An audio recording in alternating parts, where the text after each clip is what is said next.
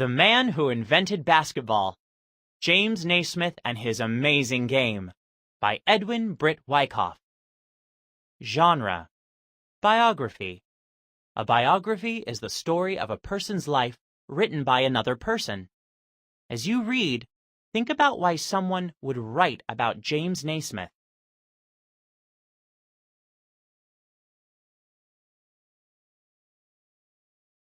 Question of the week: how do talents make someone unique? Let's think about reading.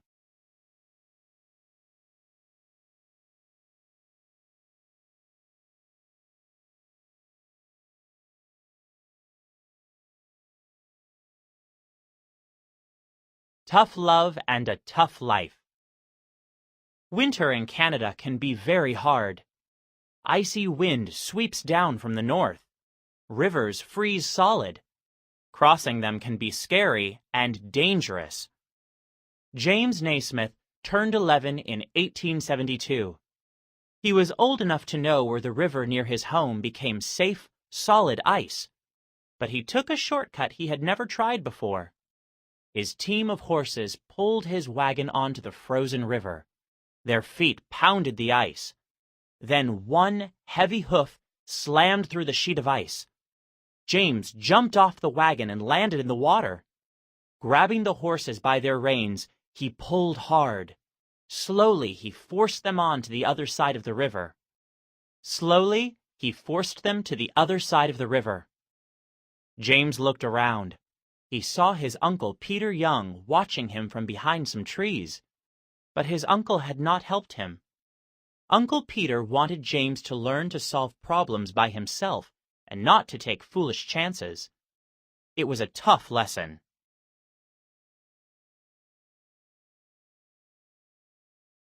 James was born on November 6, 1861, near Almonte, Ontario, which is in Canada. When he was almost 9, his father, John Naismith, came down with deadly typhoid fever. So they would not catch the disease, James, his sister Annie, and into their grandmother's home. A few days later, their father died. 2 weeks later, their mother, Margaret, died of the same disease. A short time later, their grandmother, Annie Young, died of old age. That left Uncle Peter to take care of the children in Benny's Corners, near Almonte. The village had a schoolhouse, a blacksmith shop, a store, and lots of other kids to play with. The children had lots of fun with very little money. When James needed ice skates, he made them. Then he raced out onto the frozen swimming hole like a champion skater.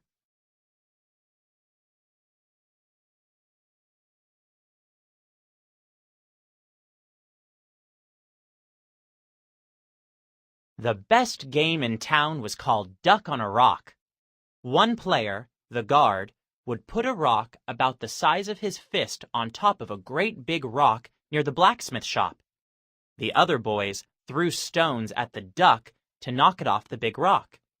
If they missed, they had to pick up their stones before the guard could tag them. It sounds easy, but it is not. The pitch could be soft, but it had to be perfectly aimed. When a player missed the duck, there was a lot of running, shouting, and laughing. James would remember Duck on a Rock years later when it would be very important to him. James and his friends used this big rock to play their favorite game, Duck on a Rock. The Dropout. James was great at sports. He also worked hard on the family farm. He did not work hard at school, though, and his grades were never very good. He wanted to grow up fast and be a man with a job. When he was 15, he left school and worked as a lumberjack.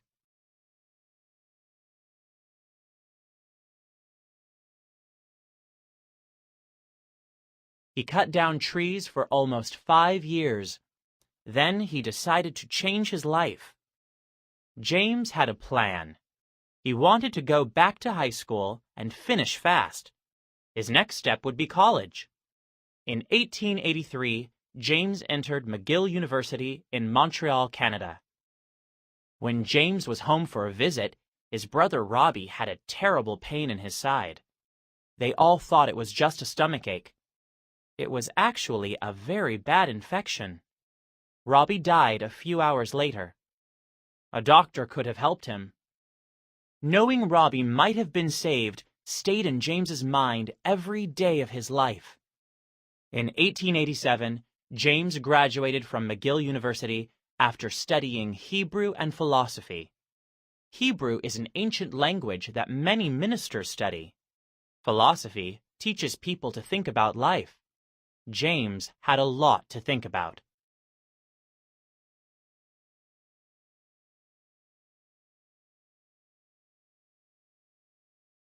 The minister plays hardball. For James, the next step was studying to become a minister at McGill's Presbyterian College. There was much to learn, and he studied day and night. His friends tried to get him to play sports. They told him it would sharpen his mind and toughen up his body. He said no and kept on studying. One day, his strong friends dragged him out to the football field. James had so much fun that from then on he found time to study hard and play hard too. He was smaller than the other players, but he was powerful and smart. He learned rugby, which is a very rough game. He loved lacrosse, which can be even rougher. One Saturday, James got 2 black eyes in a wild game of lacrosse. The next day was Sunday, and he had to give a sermon in the church. James, the student minister, looked out from behind those 2 black eyes. He may have looked kind of funny, but he finished the sermon he had written.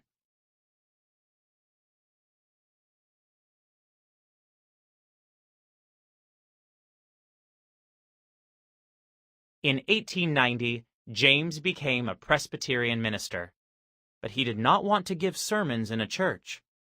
He thought he could help teens live better lives if he talked to them while teaching them sports.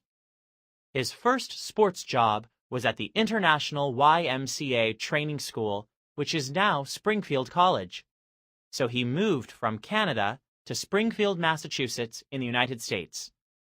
As a student teacher, James was very good at the job of teaching baseball, field hockey, football, and rugby, which are great games during spring, summer, and fall. Winter was a problem. The men had to come indoors and exercise, which was not much fun. They were so bored that some of them wanted to quit the YMCA training school. James was told to invent an exciting indoor game. It had to be ready in 2 weeks. That was the deadline.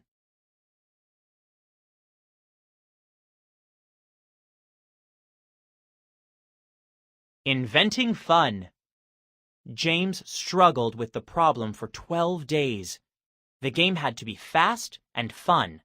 It could not be risky like football or rugby, with teams of men banging into the gym walls. That good old game from his childhood, Duck on a Rock, flashed into his head. He remembered how using a soft pitch was the best way to aim for the duck. James's eyes lit up. He shouted out loud, "I've got it!" There was no time to invent new gear. 2 peach baskets were used as goals. James explained the strange rules. 2 teams of men dragged themselves onto the gym floor grumbling. They took a soccer ball and started playing. The grumbling soon stopped. Cheers and shouts filled the gym. The date was December 21st, 1891. Basketball was born. Soon, teams formed in gyms all around town.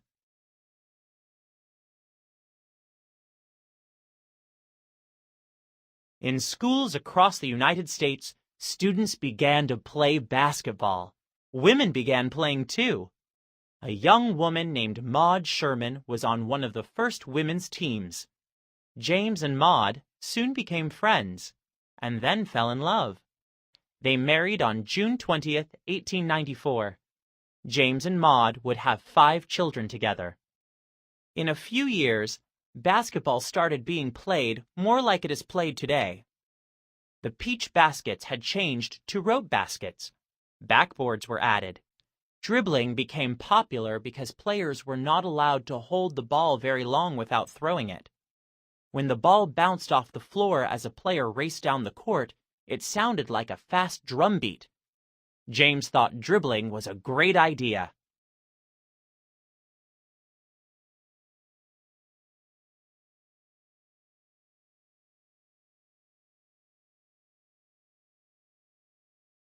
In 1895, James and Maude moved to Denver, Colorado.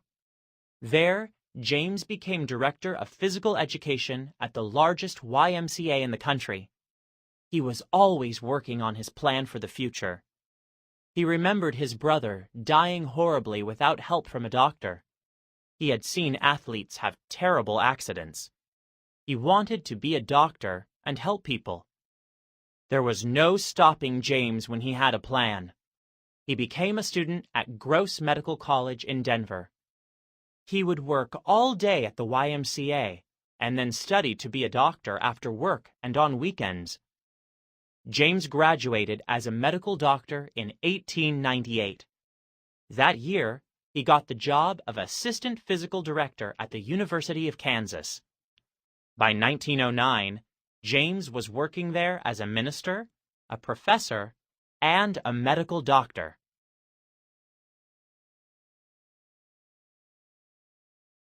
James Naismith could have made lots of money by selling sports equipment. He could have used his fame to pose for ads selling products. He refused the offers. He just wanted to do his job as a teacher, minister, and sports doctor.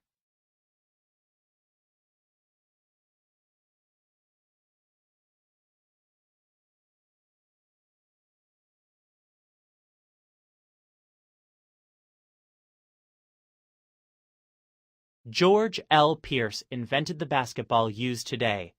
Here is his sketch for the patent.